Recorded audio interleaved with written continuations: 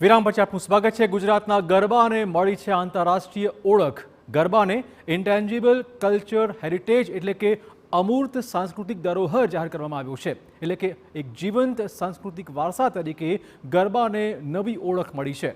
આ નિર્ણયને વધાવવા રાજ્ય સરકાર તરફથી અમદાવાદ ભદ્રકાળી મંદિર સહિત 4 શહેરોમાં ગરબાના ખાસ કાર્યક્રમનું આયોજન પણ કરી નંખાયું છે।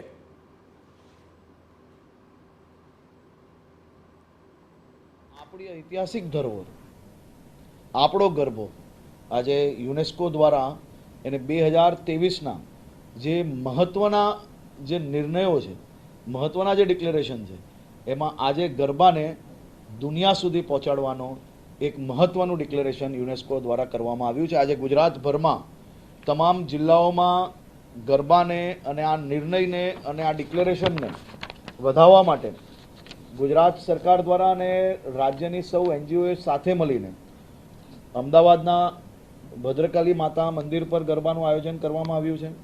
એ જ રીતે બનાસકાંઠામાં મા અંબાના ધામમાં અંબાજી મંદિર પર કરવામાં આવ્યું છે। પાવાગઢમાં કરવામાં આવ્યું છે। મહાકાળી માતા મંદિર તલેટી પાવાગઢ ખાતે બી આયોજન કરવામાં આવ્યું છે। એ જ રીતે મહેસાણામાં બહુચરાજી મંદિરમાં બી મોટું આયોજન કરવામાં આવ્યું છે।